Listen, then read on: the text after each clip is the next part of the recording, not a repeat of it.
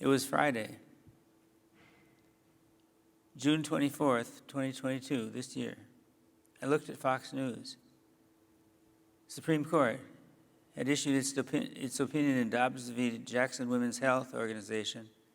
The 1973 decision in Roe v. Wade was overturned. I breathed a quick, "Thank you, Lord," a quick prayer. And then my first thought was, God has not given up on the United States of America. For some time I had wondered if the evils in the United States were so great that God was preparing to judge our nation. If you read the Bible, you understand quite clearly that it teaches again and again that God rules over the nations and over the destiny of nations. Psalm 22:28, kingship belongs to the Lord, and he rules over the nations. Daniel 4:17, the Most High rules the kingdom of men and gives it to whom he will and sets over it the lowliest of men. Psalm 75:6-7, for not from the east or from the west and not from the wilderness comes lifting up, but it is God who executes judgment, putting down one and lifting up another. Psalm 75:6-7. Acts 17:26, Paul says, and God made from one man every nation of mankind to live on all the face of the earth, having determined allotted periods and the boundaries of their dwelling place. Now, I did not expect that God was going to bring judgment, for the United States still had many sincere Christians who were seeking to obey God faithfully. And I saw a pattern in the Old Testament where God did not bring judgment on the nation of Israel or on other peoples until in Israel the prophets, priests, and king had all turned away from God, and the people had all turned away from God. God would have spared Sodom and Gomorrah had there been 10 righteous people. And there were more than 10 righteous even in this room today. So I did not expect that God was going to bring judgment, but I wasn't sure. I didn't know, because I saw evil and destructive forces increasing and unchecked in the nation. And Erwin, you've spoken so eloquently about this and the threats and the need for courage. Erwin and I have friendship that goes back to 1984. We went to China together before some of you were born. Some of you. I wasn't sure. I saw evil and destructive forces increasing and unchecked in the nation. 63 million abortions. Same-sex marriage legalized, defund the police campaigns, district attorneys who would not prosecute numerous criminals, shocking increases in crime in many cities. And Ecclesiastes 8:11 is being proved true again and again. Because the sentence against an evil deed is not executed speedily, the heart of the children of man is fully set to do evil. I'll read it again. Because the sentence against an evil deed is not executed speedily, the heart of the children of man is fully set to do evil. We have destructive mobs being allowed to smash and burn businesses and even police stations. Critical race theory being taught in our children's schools, in our businesses, in our military forces. China releasing COVID into the world. China rapidly gaining naval superiority and cyber superiority over the United States. Men claiming to be women and winning women's sports championships and invading women's locker rooms. Thousands upon thousands of immigrants illegally crossing the border and disappearing into American society, etc., etc. And the political party that supports most or all of these evils wins the presidency and the control of both houses of Congress in 2020. And I wondered, is God allowing all this evil and all this opposition and all these threats? Is God allowing this as means of judgment on our nation? And then on June 24th, the Supreme Court released its decision in the Dobbs case and released some other highly consequential opinions that I'll talk about in a minute or two. And my first thought was, God has not given up on the United States of America. God still has a purpose or purposes for this nation to fulfill. I want to make 10 observations about fulfilling that purpose. I may not be right, But these are my instincts, my hunches about where we are in history and where we are going. Number one, God has blessed the United States with a magnificent Constitution that establishes a self-correcting system of government. And that system reinforces government accountability to the people and continues to protect us against tyranny. This is an amazing gift that God has given our nation, the Constitution of the United States. It was designed to prevent any one person or small group from establishing a tyranny that was unaccountable to the people. So the founders in the Constitution set up a system in which various parts of the government would be accountable to the people in various periods of time. Every 2 years, the House of Representatives accountable to the people. Every 4 years, the President accountable to the people. Every 6 years, U.S. Senators accountable to the people. And every lifetime, justices on the Supreme Court accountable. Therefore, the independence of the judiciary was protected with lifetime tenure, but judges had no legislative power. They could not create laws. They could only interpret laws and apply them to specific cases. Judges were to interpret laws but not create them. Changing the Supreme Court then would be a very difficult process, but not impossible. Then the Constitution instituted a vast system of separation of powers, so that if any one person or small group began to take to itself too much power, creating the danger of a tyranny unaccountable to the people, there were mechanisms in the system that would prevent that from happening, and the threat of tyranny would be contained. Now, along comes the Roe v. Wade decision in 1973. A blatant example of judges creating new laws that had not been passed by Congress, a group of 9 judges basically acting as tyrants. The question is, would the system of government set up on the Constitution? The question we were facing with Roe v. Wade, a blatant mistake, would the system of government set up under this Constitution be strong enough to self-correct and return the Supreme Court to its role of interpreting laws and not creating them? The self-correcting process took a long time, but it worked. The process of correcting the Supreme Court began in 1971, 2 years before Roe v. Wade, when Richard Nixon appointed William Rehnquist to the Supreme Court. And then the process of correcting the Supreme Court suffered a huge setback. On October 23, 1987, when the United States Senate voted 58-42 against Robert Bork's appointment to the Supreme Court. Robert Bork had served as a law professor at Yale. He had served as the Solicitor General of the United States, which is the lawyer who represents the United States government before the Supreme Court. He had served on the D.C. Circuit Court of Appeals for a number of years. That's the highest, most powerful court, short of the Supreme Court in the United States. He was thought by many to be the greatest constitutional lawyer of his century. But because the liberal or left political machine was determined to uphold Roe v. Wade, they opposed and slandered Robert Bork, and he was not appointed to the Supreme Court. He wrote a book, 1989, 2 years later, called The Tempting of America. And I'm going to read from this. He says, every field of study, every occupation is being politicized today. And in law, the moment of temptation, Erwin, this fits so well with your talk on standing and not bowing. In law, Robert Bork says, the moment of temptation for a judge comes when a judge realizes that in the case before him, his strongly held view of justice, his political and moral imperative, is not embodied in a statute or in any provision of the Constitution. So now, think of yourself as a Supreme Court justice. You think abortion should be legal and not prohibited by law. Imagine for a minute that you think that. But you can't find abortion any place in the Constitution. So what do?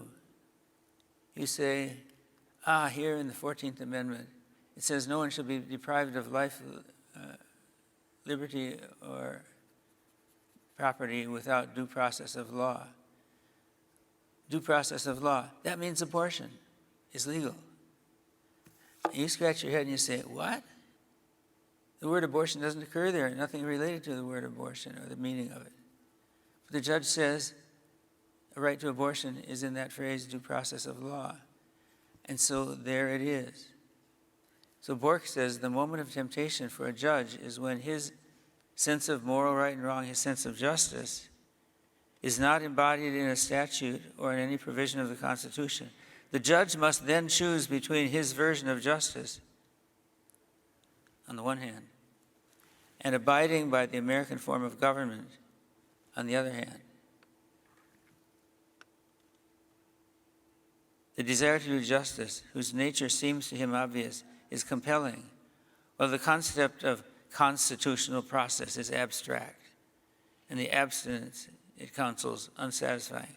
To give in to temptation, this one time, solves an urgent human problem, and a faint crack appears in the American foundation. A judge has begun to rule where a legislator should. In getting ready for this talk, I looked through some old files on Robert Bork's nomination and then rejection in the U.S. Senate. Between Reagan's nomination of Bork and the U.S. Senate turning down his appointment, I wrote a letter to the editor of Time magazine, which had influence like USA Today or maybe the New York Times. No, not the New York Times, the Washington Post. It had significant influence at that time. And I found this letter I'd written to the editor of Time magazine, in which I said, many of us in the United States voted for Ronald Reagan because we knew he would appoint conservative justices or originalist justices to the Supreme Court. And if the Senate turns that down, it will take away the only means the American people have to hold the Supreme Court accountable. When Time magazine published the letter, I sent it to the President of the United States. I just sent it to the White House, not thinking I'd get anything in return. But I got a note back from Ronald Reagan saying thank you for that letter. I say that to say that was 35 years ago, when at that time I was already concerned about the straying of the Supreme Court from its mission, its proper mission.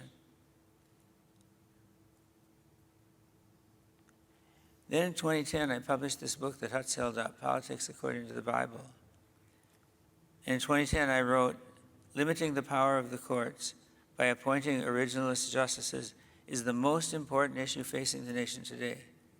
Well, the process of correcting the Supreme Court continued in 1991 when Clarence Thomas was appointed by George H.W. Bush, and then in 2005 when John Roberts was appointed by George W. Bush, and then in 2006 when Samuel Alito was appointed by George W. Bush, and then in 2017 when Donald Trump appointed Neil Gorsuch, and in 2018 when Donald Trump appointed Brett Kavanaugh, and in 2020 when Donald Trump appointed Amy Coney Barrett.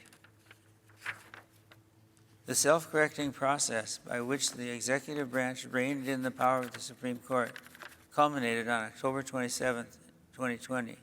Amy Coney Barrett was sworn in as the sixth originalist justice on the Supreme Court. What happened? The system of checks and balances worked. The executive branch, through the president, corrected the judicial branch, the Supreme Court, and the Supreme Court began to undo the damage done by Roe v. Wade and similar decisions and opinions motivated by the sense that judges could create new law, not just interpret laws. The Supreme Court also rejected the Lemon test regarding religious expression in the public square. I'll get to that again in a minute. But almost immediately, the judicial branch, the Supreme Court, turned and began to correct the powers of the executive branch, as it was right to do, because the Supreme Court also handed down the decision West Virginia versus Environmental Protection Agency, where the Supreme Court told federal agencies they had no authority to enforce rules on major questions unless those rules were specifically authorized by Congress. We're being increasingly governed by unaccountable agencies in the executive branch. And the Supreme Court is saying, wait a minute, you can't do that unless you have explicit authorization from Congress.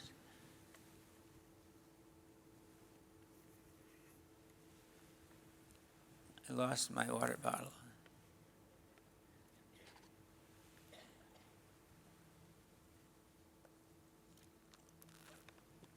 And found it. So that's number one, the self-correcting process of government set up by the Constitution, which God graciously gave us as a nation, is still working. Number two, state level and local politics have just become even more significant. I've traveled to a number of countries in the world. I know of no nation on earth that gives as much authority to its regional governments as the United States gives to the government of individual states. The 10th Amendment sets up a federal government of enumerated powers. Now the Dobbs decision and the EPA decision have removed significant power from the federal government. In the United States, politics at the state and local level has an immense influence on the future of the nation. So don't neglect state and local politics in your own state. The uniqueness of the American system and the source of its resilience is the diffusion of governing power among thousands of local, regional, and national entities, local school boards, city councils, state legislatures, county and state courts, local police forces, national government legislative leaders accountable to the citizens of individual states. Your work in local politics, if you are involved, has suddenly gained even more potential for influence and has suddenly become more challenging as well. And for those of you involved in politics, especially in local politics, I want to encourage you to keep on doing what you're doing. It may be that God called you to that task for such a time as this. What you want to do, or what I would hope you would do, is fulfill the purpose of God for you in this generation. Acts 13:36, King David, after he had served the purpose of God in his generation, fell asleep. In other words, Hebrew idiom for dying. Serve the purpose of God for you in your generation. Number three, I believe we are entering a new era in our judicial system where originalism is gradually restoring the judicial system to its proper role. Originalism, as espoused by William Rehnquist, Antonin Scalia, the Federalist Society, Robert Bork, Alliance Defending Freedom, and other groups. Originalism says, interpret the laws and the Constitution according to the original public meaning. According to the original public meaning. The opposite is the living Constitution view. Interpret the Constitution according to the judge's personal opinions of what would be best for society. But now, as a result of President Trump's presidency, we have 231 young federal judges appointed by President Trump, including 3 Supreme Court justices. Trump's appointments now number 25% of the 679 federal district court judges, who have immense power, and 30% of the 179 Circuit Court of Appeals judges. So originalism is there imposed in the system, and there will be a battle back and forth between views of interpretation of the Constitution. But it will be impossible to get rid of the influence, the massive influence of these 231 young judges. I say that to say these are systemic changes, they're structural changes in how the country works, and they're massive in their implications. Number three, that was number 3, we were entering a new era. Number 4, the political left has lost 2 of its most powerful tools for controlling society. The decrees of activist judges who have been creating laws from the bench, rather than interpreting the laws they have been given, has just been significantly curtailed. Wall Street Journal editorial explained that liberal political influence has been losing at the ballot box, and therefore they have turned to the courts for decades. But the courts have been reined in and restricted to some extent by the originalist judges on the Supreme Court, and it's a significant reining in of that power. And the second most powerful tool lost for Democrats has been the unaccountable rulemaking of administrative agencies. Daniel Henninger in the Wall Street Journal said the Democrats made these nominally neutral experts a permanent, powerful instrument of achieving their politics through administrative fiat across half a century that Roe governed abortion. So that's encouraging. Number 5, I look at this, number 5, the Supreme Court has restored significant portions of the freedom of religion and freedom of speech that were intended in the Constitution. Hosanna Tabor, 9-0, Supreme Court decision saying federal discrimination laws do not apply to religious organizations' selection of religious teachers. Just this year, Carson v. Macon, the state of Maine must give tuition vouchers to religious schools as well as to secular private schools. And as a result, the Arizona statute now has been validated by the Supreme Court implicitly, and approximately $6,000 per year in education money will follow the student to whatever school the student chooses to attend: public school, private school, charter school, Christian school, Jewish school, even homeschool. That's a significant breakthrough for homeschooling and for private schooling. Kennedy v. Bremerton School District, the coach prayed on the football field after the game. And finally, the Lemon test for government influence was overturned. Lemon v. Kurtzman was a decision that had been in effect for several decades, saying the government influence must not promote any specific religion, or it didn't say any specific religion, it said religion in general. Whereas the original meaning of the Bill of Rights was the government shouldn't make Presbyterianism or Anglicanism or Roman Catholicism or any other group the state established religion. But the Lemon test went further and said the government should not have any action that furthers religion in general. And so prayer was taken out of public school, 10 Commandments were taken off the walls of schools. Prayer was prohibited at high school graduation ceremonies. And teachers were not even allowed to talk about their personal faith in many situations. But that has been removed and overturned by the Supreme Court, restoring significant portions of freedom of religion and freedom of speech. The Masterpiece Cake Shop hasn't yet been rightfully resolved, but the 303 Creative v. Elenis, it just happened within the last couple of weeks, seems like the questioning in the Supreme Court seemed to indicate that the justices will rule that you can't compel speech. The freedom of speech means freedom not to speak, and that a website designer who's a Christian cannot be forced to decorate, to construct a website for same-sex marriage that she, in her conscience, believes is morally wrong. So that's a very encouraging development on the Supreme Court. Number 6, leftist political policies are increasingly seen as foolish and destructive, and increasingly rejected by majorities of American voters.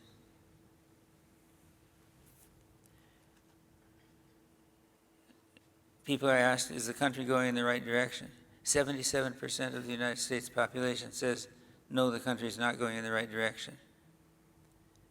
A majority of Christians are coming to realize that the political left is wrong on just about everything.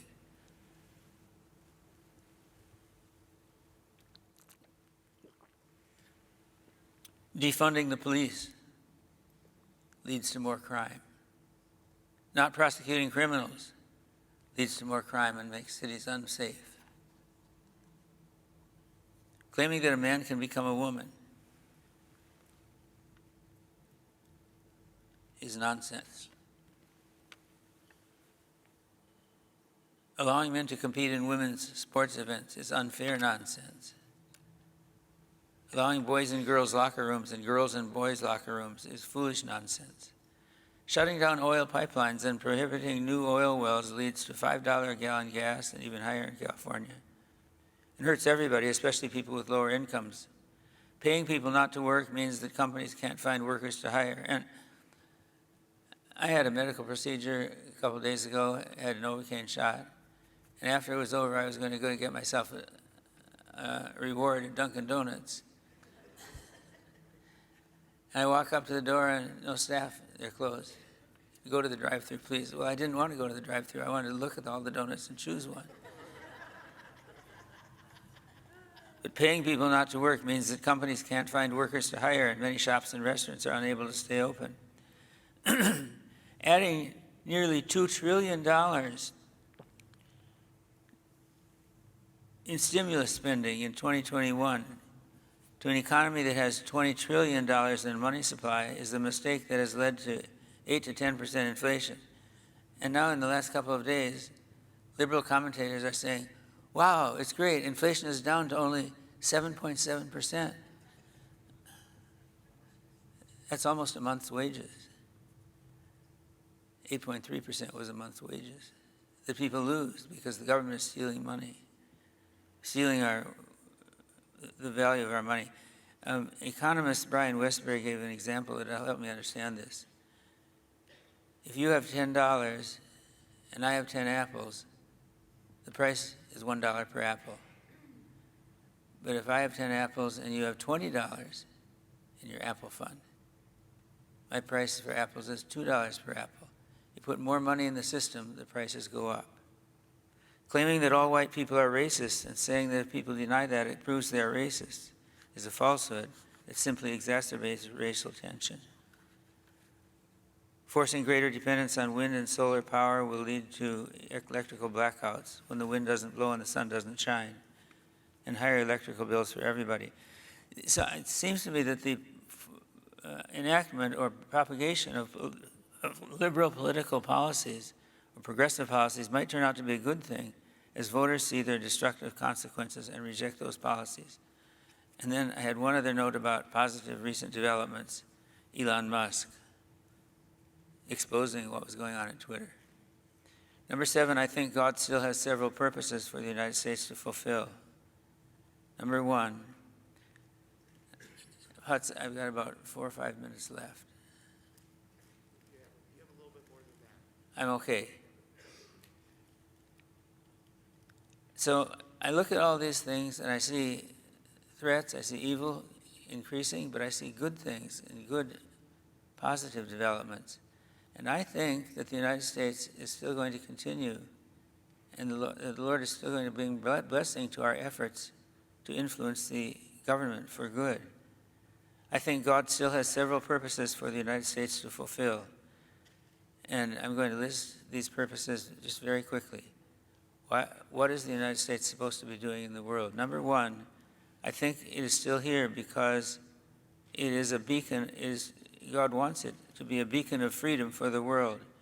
The United States is powerful proof that nations, even great nations, can protect individual freedom. God had a special purpose for the United States of America in 1776, 246 years ago.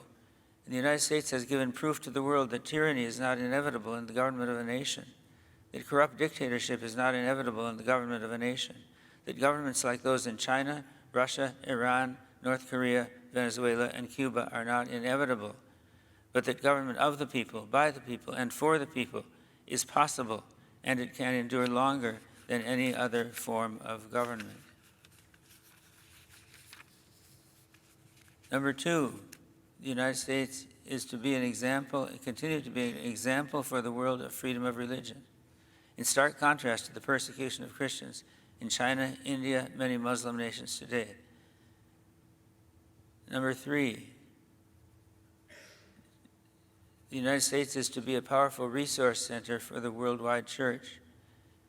The United States is a training and writing and sending center for world evangelism and Bible translation into many languages of the earth, and in Bible teaching more than any other country. When I travel to Brazil, to Peru, to Albania, to Uganda, a number of other countries, the books that I see on the shelves of pastors, I would guess that 2/3 of them are written by American authors. With 4% of the population of the world, the United States produces probably 60 or 70% of the Bible teaching books and explanatory commentaries and theology books that are used around the world. The United States is a resource center for the worldwide church. Number 4, to be a peacekeeper for the world.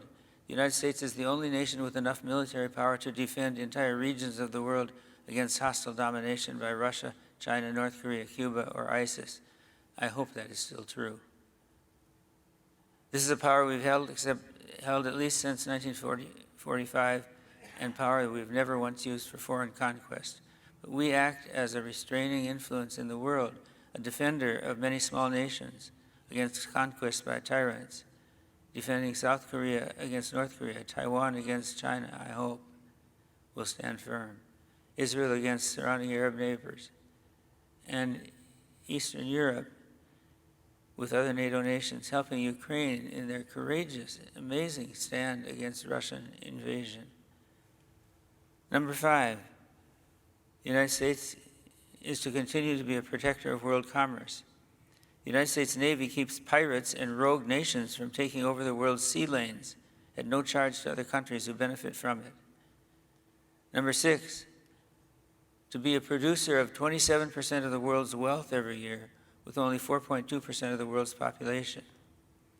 Number 7, to be a world leader in medical, pharmaceutical, and other scientific research.